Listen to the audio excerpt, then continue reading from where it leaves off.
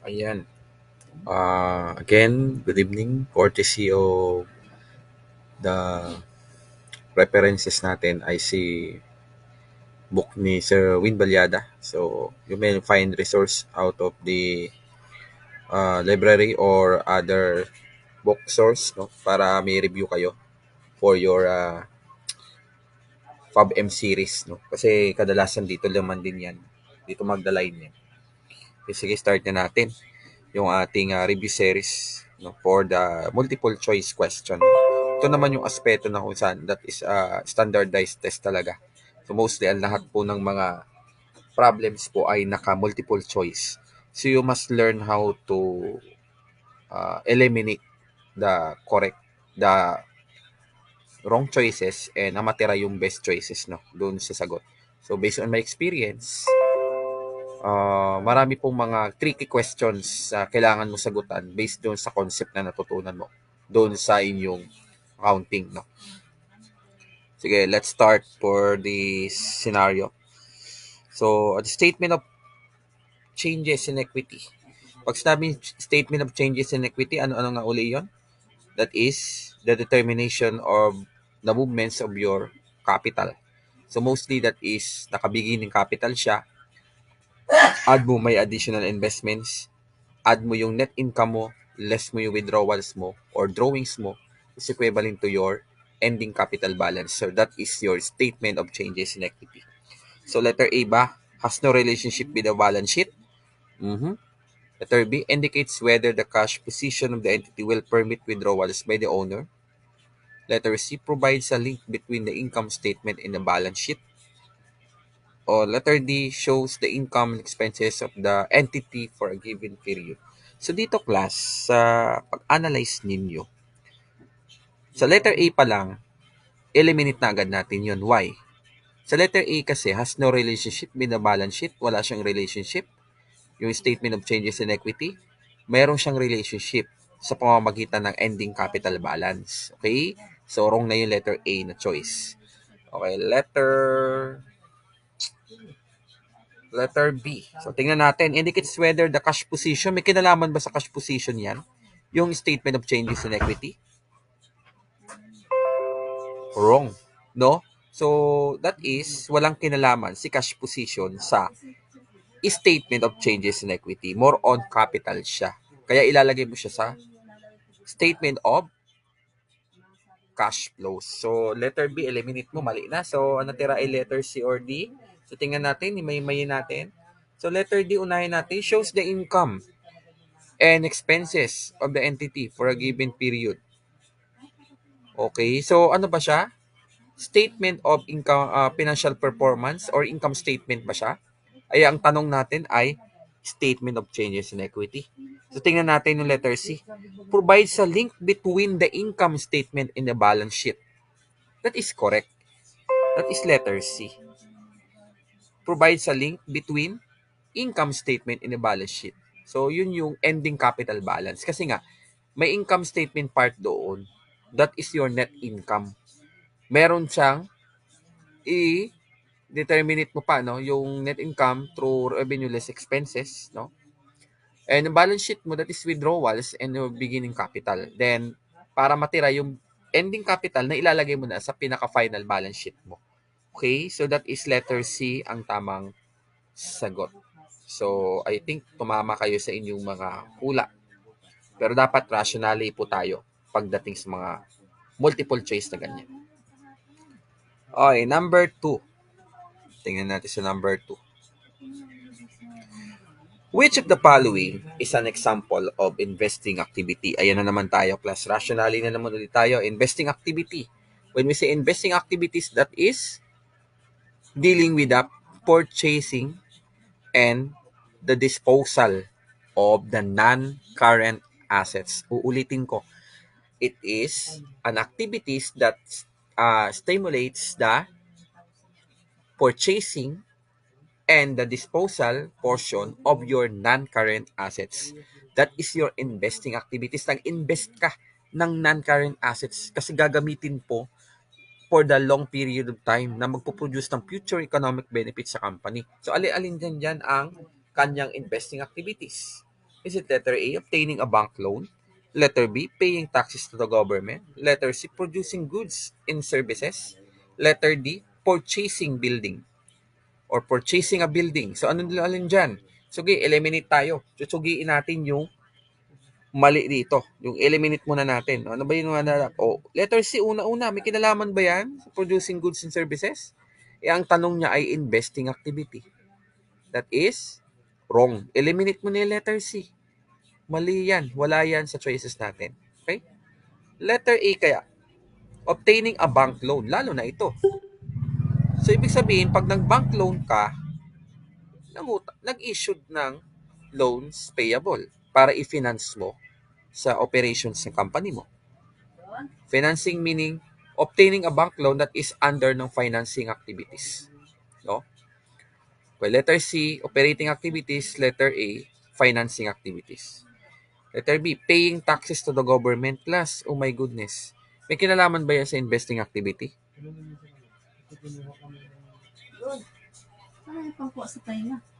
The answer is, wala yan. Operating activities po ang taxes kasi for the current operations yan.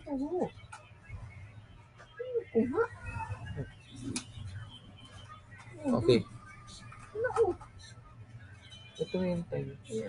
Okay. Sige.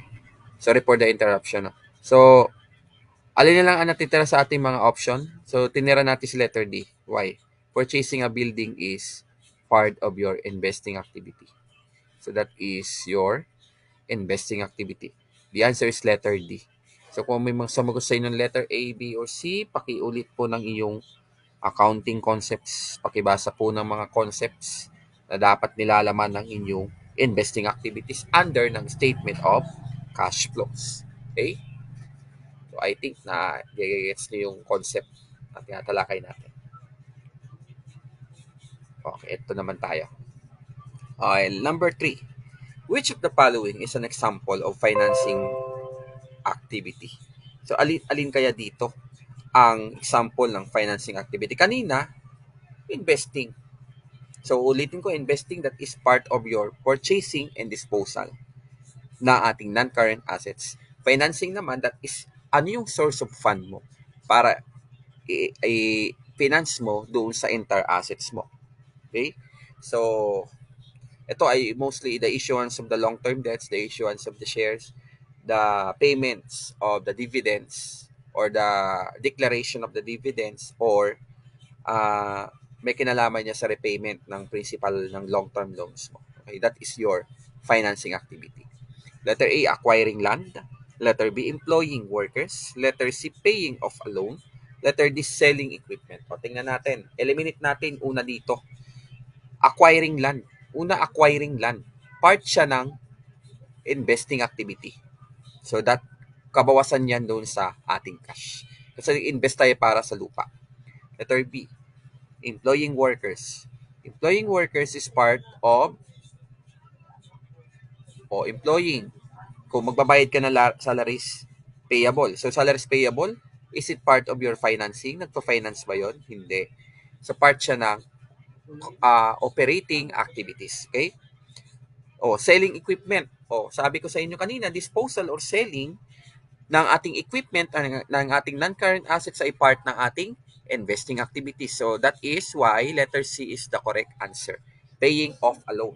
So, that is part of your financing activity. Kasi may long-term ka dito. Mayroon kang term na loan. So, the answer is letter C. So, number 3. Maliwanag? I hope maliwanag sa inyo. Pakibalik ng inyong mga accounting concepts. Pakireview na lang ninyo. Number 4.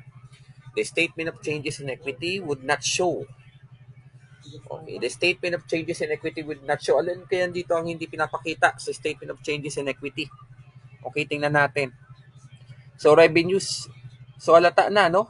So, letter A na yung tamang sagot. Why? Why letter A?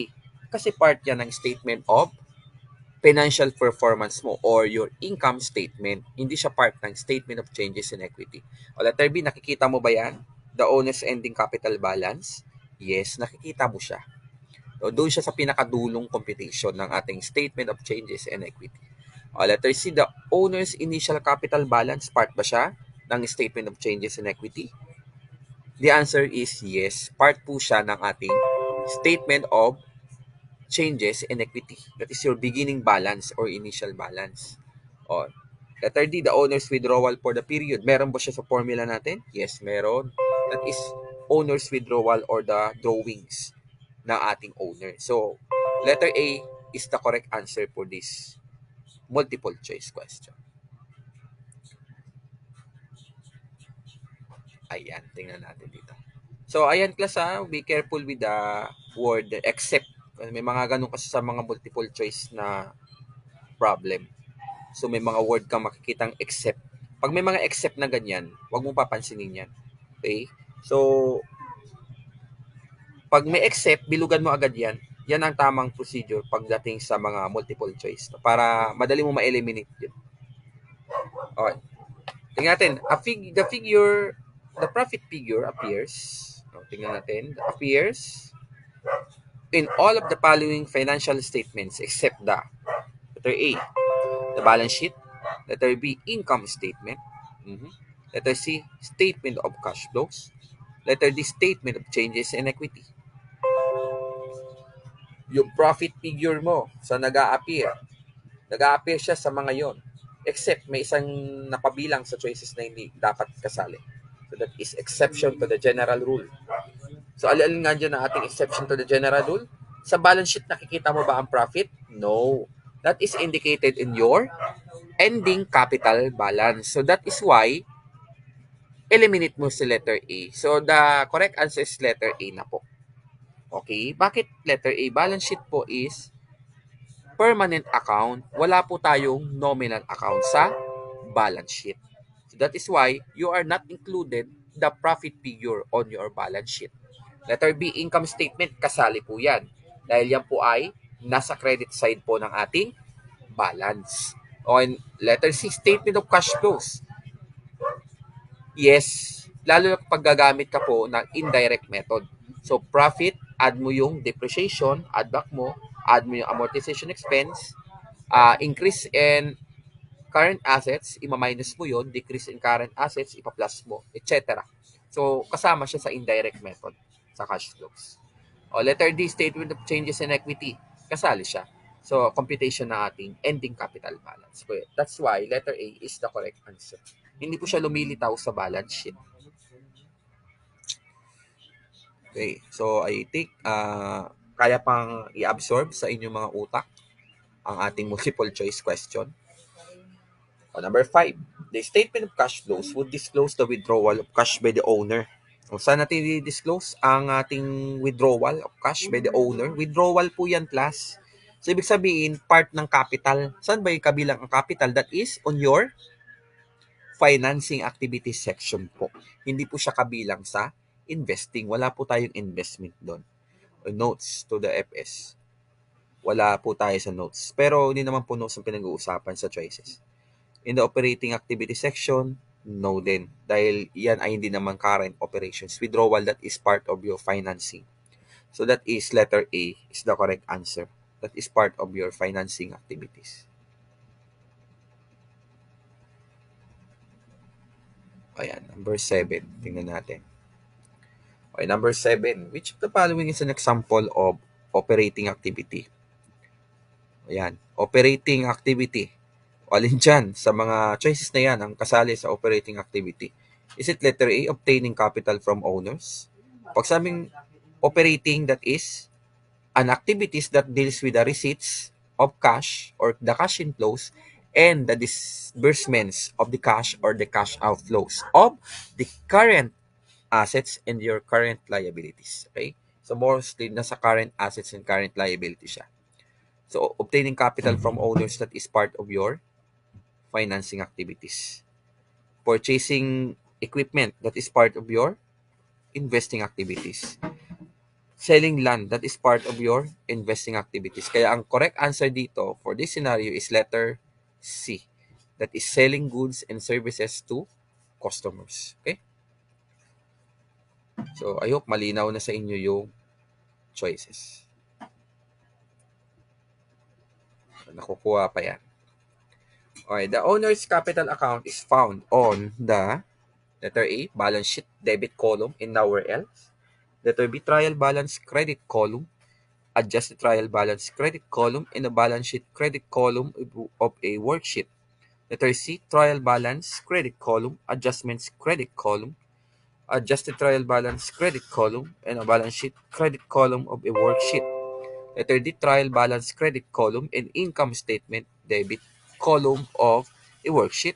Letter E, trial balance debit column, adjustments debit column, adjusted trial balance credit column, and income statement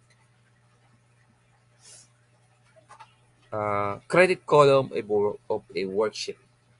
So, alin kaya dyan ang tamang sagot? Tingnan natin. Una sa lahat, eliminate na natin yung mga hindi kasali sa choices. O, letter A, balance sheet, debit column. Debit column ba ang capital?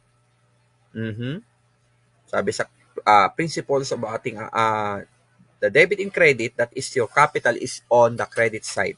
So, mali na po yung letter A. Letter B, trial balance credit column. O, tumama. Tumama tayo doon.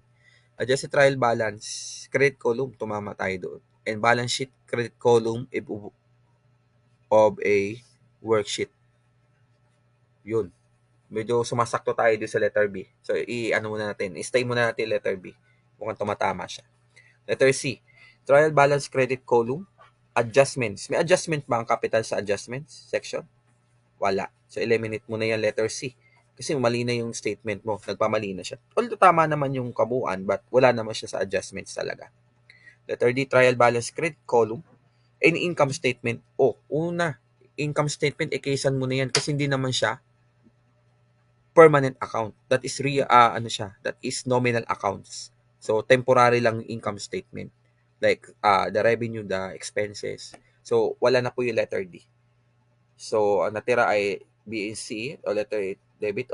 X mo na yun. Wala po tayong debit column na capital unless kung yan ay capital deficit, no? So letter B or C, alin kaya diyan ang tamang sagot? So the correct answer is letter B po. Wala po tayong adjustments. Adjusted trial balance po meron. Okay? So, adjustments na yung nagpamali sa letter C. Although tama naman din siya, but letter B yung pinaka malapit na sagot.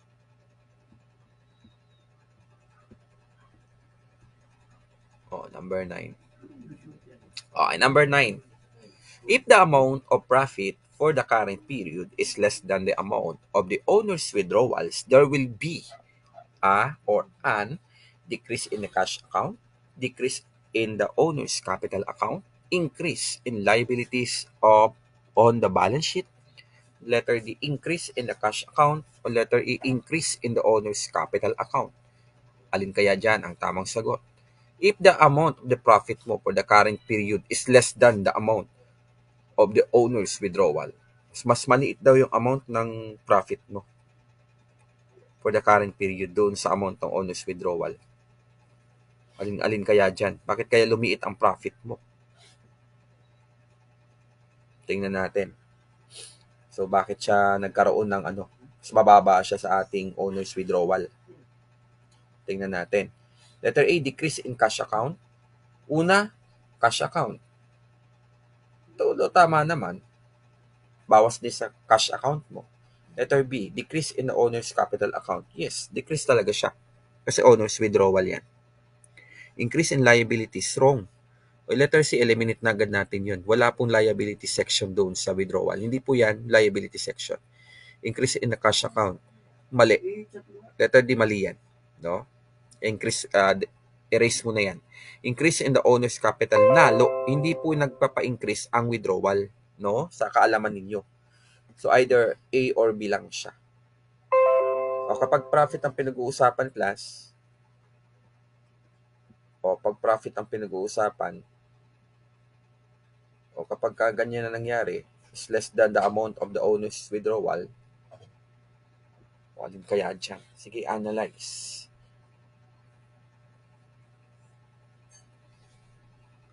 Decrease in na cash account. Kapag nag-withdraw tayo sa debit, owner's withdrawal, credit, cash. Sa letter B naman. Pag nag-decrease naman tayo, so, decrease yan sa capital. Kasi yung withdrawal account mo, claims against capital yan, no? Alin-alin kaya dyan? The answer is letter B. Decrease in the owner's capital account. Yun talaga yung may kaugnayan dyan. Although nag-transact tayo ng cash, but ang total effect talaga nandito yan sa owner's capital account. So the answer is letter B. Yan ang pinakatamang sagot dyan.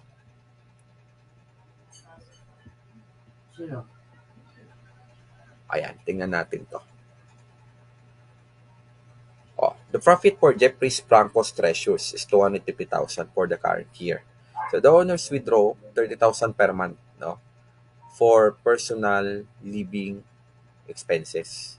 The owner's capital will show a net o ano kaya dyan. Meron siyang profit na 250,000. O 30,000 per month. Eh buong taon ito. Eh ito naka per month. 30,000 times 12, that is 360. Right? O, paano natin ano yan? Okay. So, una, letter C mali na po yan. Hindi po yan 610. Letter D, hindi rin yung 110. Kasi pinag-uusapan natin dito, owner's capital account. Okay? So, alin kaya dyan? Hindi increase of 360,000, mali din po yun. Okay? 250 less 360 equals 110. So, nagkaroon ka ng decrease of 110,000. Letter A yung tamang sagot mo. So, number 10. Letter A siya. 110,000. Okay? Right. I hope maliwanag din sa inyo. Letter A yung tamang sagot.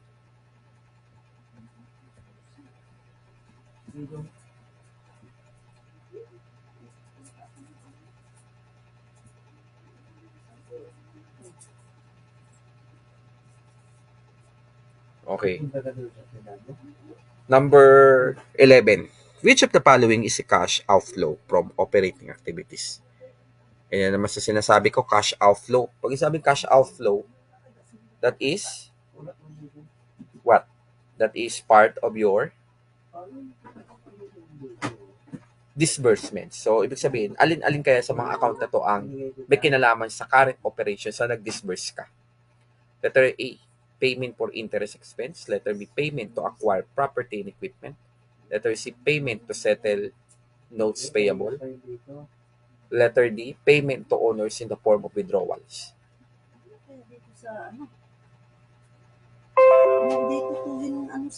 Alin kaya dyan ang tamang sagot?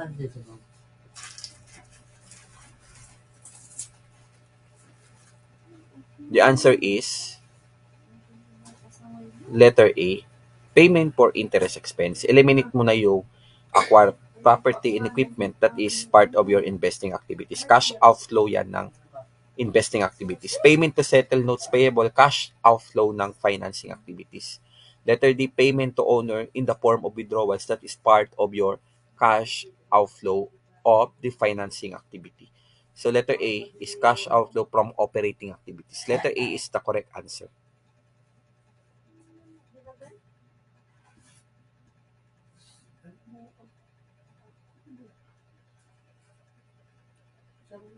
The trial balance, debit or credit amount of each account is combined with the amount of any debit or credit adjustments to that account to determine the balance of the account. This process is known as, ayan tayo. The trial balance, debit or credit column of each account is combined with the amount of any debit or credit.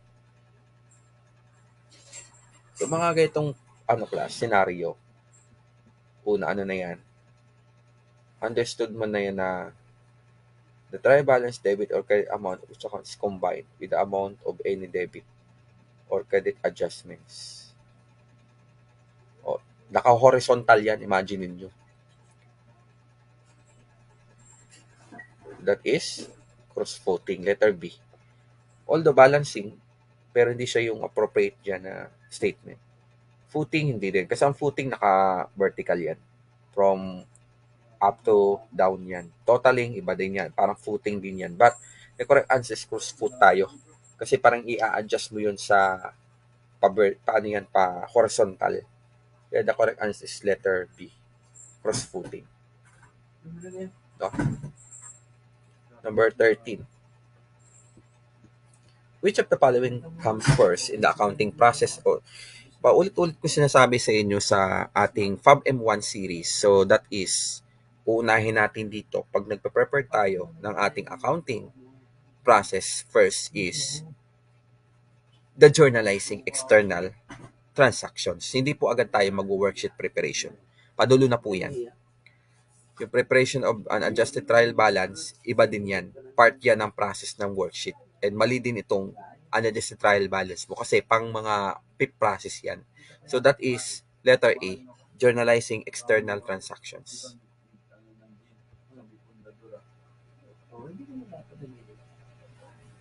14. Which two steps in the accounting cycle are aided by the preparation of the worksheet? O which two steps in the accounting cycle are aided by the preparation of worksheet? Okay, alin kaya dyan? Journalizing, mali na yan. Hindi na part yan ng ating worksheet series. O posting journal entries, part yan ng general ledger account mo. So, ibig sabihin, X mo na yan. O, lalo na ito, yung ating analyze source documents. So, sa first process pa yan. So, ang tamang sagot dito ay adjusting the accounts and preparing financial statements. So, that is, may adjustments doon and we have the financial statements. Okay, the correct answer is letter A. Yan po yung tamang sagot sa mga choices na yan. Kasi yan po yung magbibigay sa inyo ng marka dito. Markahan mo, preparation of worksheet, wala naman po dyan sa journalizing. Kasi pauna pa yan. Posting, hindi din yan. Third step yan. Analyze source, lalo na yan. Una yan. And preparing FS. O FS, sa dulo muna yan. Although tama rin naman, but mas tumama yung letter A doon. Mas, yung decision natin is letter A yun. Nakaka-base sa adjusting the accounts and preparing financial statements.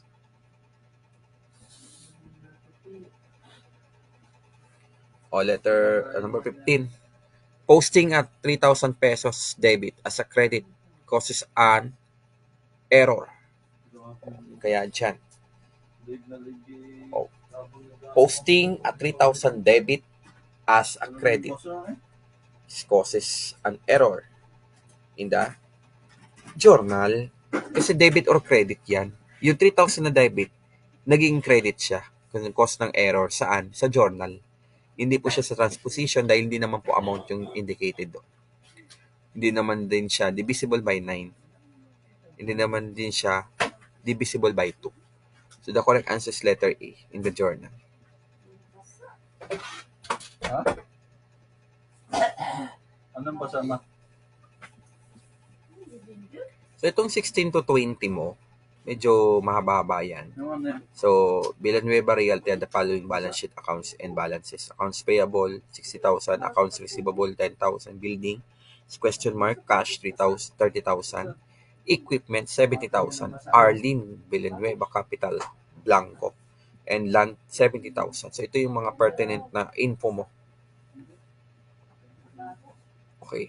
So, paki-capture nyo na lang yan. Then, solve mo tong number 16 mo. If the balance of the Villanueva Capital account was 210,000. So, ipagpalagay mo itong Villanueva account mo was 210,000. So, gumawa ka dito na proforma para di ka mahirapan pag mga ganyan. What would be the balance of the building account? Balangko kasi yung building mo. Kung 210,000 daw yung kung 210,000 daw yung ating Arlene Capital, magkano kaya ang magiging natin, building account natin?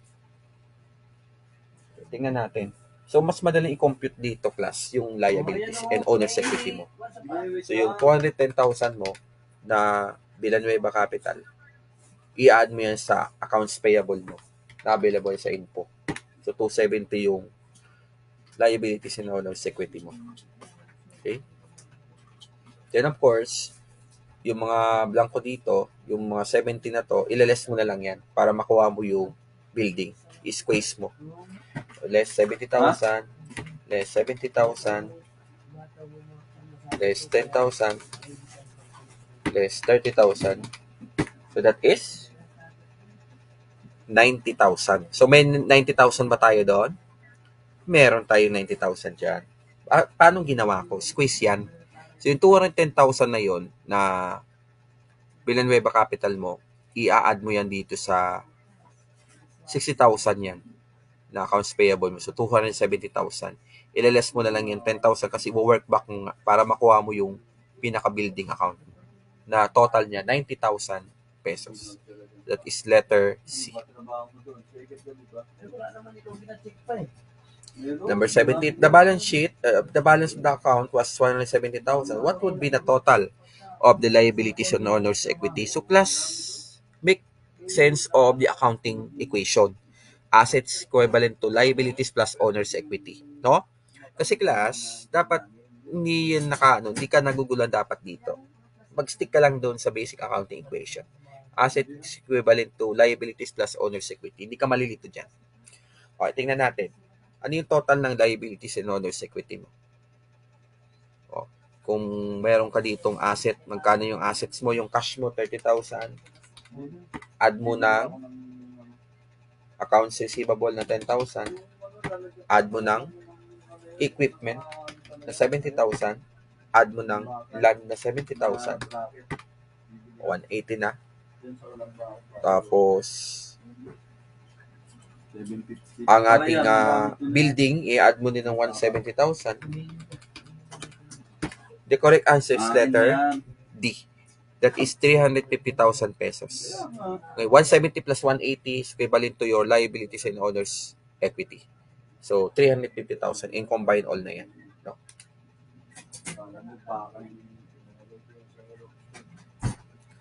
Number 18. If the balance of the account was 150,000 and the equipment was sold for 70,000, what would be the total of the owner's equity? Ayun, plus may bentahan na nangyari. No? May bentahan na pong nangyari. So, magkano yung balance ng ating equipment dito? 70,000. Binenta daw yan. O, sa number 17, binenta yung ating number 18, binenta ng 70,000. So, pag nagbenta ka, so you debit cash, credit, the building, the equipment account. So, kasi nagbenta, may proceeds yun. So, dagdag sa cash mo. So, yung dating cash mo, magkano yung cash mo? Nung hindi mo pa nabebenta, 30,000. Eh, nung nagkabenta na 70,000, add mo yan, 100,000. So, eliminate mo na yung equipment kasi binenta mo na siya. So, matitira na lang is yung building account mo. Add mo yung 150,000. Okay, add mo yan. Then, yung land mo na 70,000, i-add mo. So, may total ka na 320. Pero, ima-minus mo yung add mo din pala yung accounts receivable dito. Kasi may 10,000 ka pa. 330. Ilas mo yung 60,000 para makuha mo yung 270. So, sa number 18, the correct answer is letter C, 270,000. Why? Una, may 150,000 ka na balance sa account mo. So, automatic, add mo na yan. Add mo ng 70,000 na proceeds. Add mo ng 30,000 sa cash. So, may beginning capital balance ka. I-add mo yung 10,000. I-add mo yung 70,000. May 330 ka. Ilalas mo na yung accounts payable na 60,000. So, ang tamang sagot na lumitaw dito ay 270,000. Letter C. No? O 19. If the balance of the account was 140, building account was 140,000 and 30,000 accounts payable were paid in cash. So, binayaran na po yung 30,000 in cash. So, bawas yun sa cash account mo. So, eliminate mo na yan, both sides. So, yung balance mo sa cash, magkano yung balance mo sa sa cash? 30,000. O, ima-minus mo na yan. So, itong 60,000, nabawasan ito. So, debit accounts payable, credit cash. So, both sides nabawasan. So, meron kang 30,000 na lang na balance sa accounts payable mo. Okay? And sa cash account mo, wala ka na pong balance. pero nadagdagan ka ng building account mo na 140,000. Okay? So, 140,000 mo, add mo yon. I-add mo yan dito sa 10,000. O, 30, may 30 pa ba? Wala na. Eliminate mo na yan kasi nagbayad ka ng utang.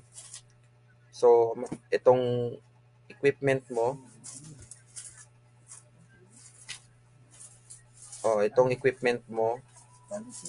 add mo pa rin yan.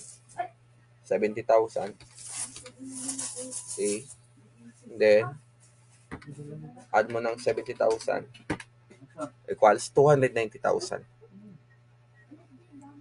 So, yan po ang tamang sagot. 200, mali. Hindi siya 290. Meron ka pang 30,000 dito, class. So, may 30,000 ka pa nililess doon kasi yun yung natirang balance mo sa accounts payable mo. Kasi nagbayad ka dito sa transaction na to eh. So, equivalent to sa 260,000. Letter B, tamang sagot. Letter B po ang tamang sagot. Number 20. If the balance of the building account was 80,000 and 30,000 of the accounts payable were paid in cash, what would be the total? O, ilagay mo na agad yung 80,000 na balance saan? Sa building. Okay, ilagay mo na agad yun sa building account na 80,000. O, tapos add mo yung 10,000. O, wala na yung 30,000 kasi nagbayad ka. Nagbayad ka ng accounts payable mo. So, wala na, eliminate na yan. Add 170,000. Okay, add mo ng 70,000. O, 230 less 60,000. That is, number 20, that is, ano sagot nyo? Ulitin natin. 80,000. 80,000 sa building, add natin ng 10,000. Add natin ng 70,000. Add natin ng 70,000. Less natin ng 30,000 dun sa accounts payable, that is 200,000. Wala pa rin siyang 200,000. Add on na lang yung 30,000. So, 230 na yung tamang sagot. Letter D. Why letter D? Kasi kanina binawas ko yung 30 kaya naging 200. So, dapat 230,000 yung tamang sagot mo. So, add back mo lang yung binawas kong accounts payable. Kasi ang tinatanong naman is total liabilities and owner's equity. So, total din yan, total assets. So, doon lang tayo nagbase sa total assets natin. Gabong. Ulitin ko. Sige. I-compute natin 80,000. Add natin 10,000. Add natin ng 70,000. Add natin ng 70,000. 230. So, 230 na po yung balance. Letter D. So, I hope malinaw po sa inyo yung ating mga naging talakayan sa 1 to 20 items na rationale. So, I hope nagigets to siya. So, aral basa lang tayo. Always remember that reading is a power. Lalo na kapag nag-a-analyze ka ng mga problem. So, that's all and thank you.